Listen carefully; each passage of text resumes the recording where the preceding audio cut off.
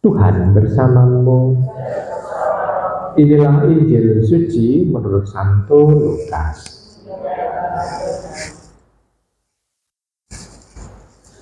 Dalam perjalanannya ke Yerusalem, Yesus menyusur perkotaan Samaria dan Galilea. Ketika ia memasuki suatu desa, datanglah 10 orang kusta menemui dia. Mereka tinggal berdiri agak jauh dan berteriak, "Yesus, Guru, kasanilah kami." Yesus lalu memandang mereka dan berkata, "Pergilah, perlihatkanlah dirimu kepada imam." Dan sementara dalam perjalanan mereka menjadi tahir. Seorang di antara mereka ketika melihat bahwa dirinya telah sembuh, kembali sambil memuliakan Allah dengan suara nyaring. Lalu tersungkur di depan kaki Yesus dan mengucap syukur kepadanya. Orang itu seorang Samaria. Lalu Yesus berkata, "Bukankah ke-10 orang tadi semuanya telah menjadi tahir? Di manakah yang 9 orang tadi? Tidak adakah di antara mereka yang kembali untuk memuliakan Allah selain orang asing ini?" Lalu ia berkata kepada orang itu, "Berdirilah dan pergilah, imammu telah menyelamatkan engkau." Demikianlah sabda Tuhan. Ibu, Bapak, Saudari sekasih dalam Tuhan, dalam bacaan Injil ada 10 orang yang mengalami kesembuhan dari sakit kusta, tapi yang kembali kepada Tuhan Yesus adalah 1 orang, dan itu orang Samaria. Lalu yang 99 orang itu kemana? Yang 99 orang itu kemana dari 10 orang itu? Apakah dia orang yang tidak taat kepada Yesus? Halo? Ibu, Bapak, Tuhan Yesus mengatakan gimana pada waktu penyembuhan? "Pergilah, perlihatkanlah dirimu kepada imam." Betul ya? Kalau demikian, yang 9 tadi kemana? Pergi untuk memperlihatkan diri kepada imam, kan? Imam itu maksudnya adalah imam yang ada di bait Allah, dan itu adalah tempat yang sulit untuk bisa dia temui karena dia masih menggunakan pakaian orang sakit kusta. Apakah boleh masuk dalam bait Allah? Enggak.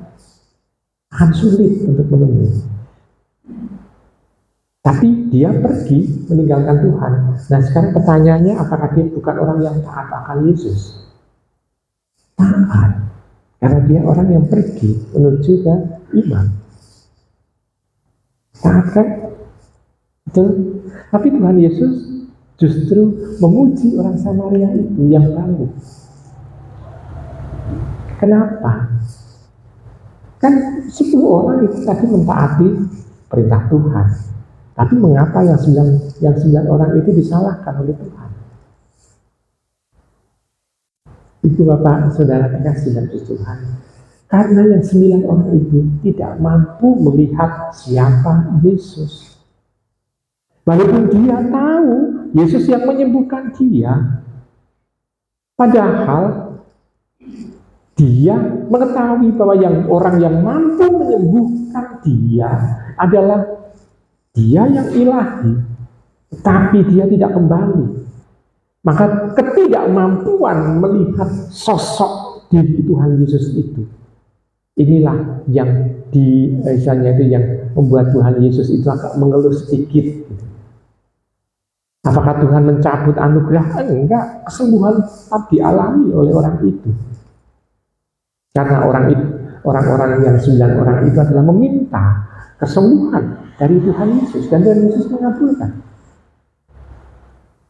Nah, sekarang kita bisa melihat ternyata hanya 1 orang yang mampu melihat sosok yang ilahi dalam diri Tuhan Yesus itu, yakni orang Samaria. Maka Tuhan, kendati ini adalah orang yang dianggap orang asing bagi orang-orang Yahudi, Tuhan tetap memuji iman orang itu. Dia kembali dan mengucap syukur kepada Tuhan Yesus. Nah, Ibu Bapak, Saudara terkasih, bacaan ini berbicara apa untuk kita? Dan bacaan ini berbicara bahwa kita kadangkala dengan dalih kadangkala taat akan Tuhan, tetapi tanpa kita sadari justru kita seringkali melukai Tuhan pula.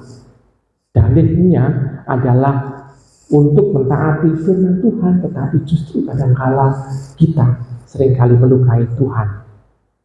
Namun contoh konkretnya apa? Baik, contoh konkretnya misalnya, Ibu Bapak, hari Minggu itu adalah hari Tuhan, benar? Ini contoh konkret, ya. Berarti kita wajib kemana? Ke gereja. Tetapi kebetulan tetangga panjenengan ini butuh kehadiran panjenengan untuk diantar ke rumah sakit. Mana yang didahulukan?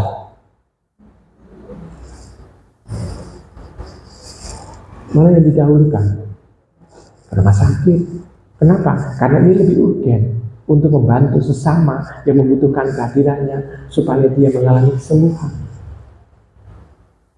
Maka kita bisa melihat, ternyata Tuhan yang dia temui pada saat hari Minggu itu adalah tetangga yang sakit ini.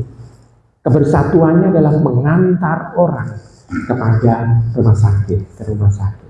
Ini kan berarti kita bisa melihat bahwa hari Tuhan kita wajib ke gereja, tetapi kita justru harus mengantar orang yang sakit itu. Kan berarti kita bisa melihat bahwa ini berarti kita tampak bahwa kita mampu melihat Tuhan yang hadir pada orang yang membutuhkan kita. Tetapi bukan berarti bahwa itu mempermudah orang supaya orang absen untuk hari Minggu. Ambil contoh, kalau hari Minggu wajib ke gereja, tapi kalau ada kondangan, mana yang lebih dahulu? Kondangan atau gereja? Banyak orang yang kondangan sih. Yang didahulukan banyak.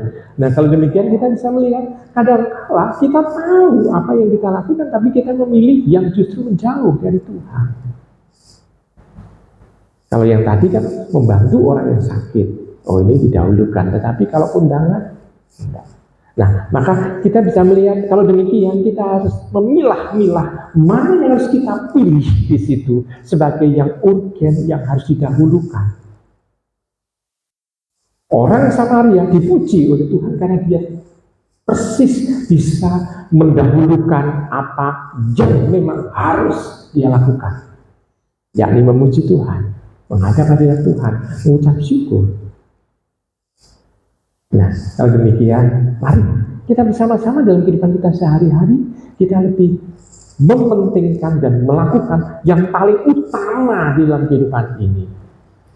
Walaupun kita berhadapan dengan firman Tuhan, dan Tuhan itu senantiasa seolah-olah memberikan kesempatan kepada kita untuk dewasa, menentukan mana yang memang harus kita lakukan. Dan kedewasaan itu diharapkan mampu kita lakukan dalam kehidupan kita sehari-hari. Selamat merenungkan.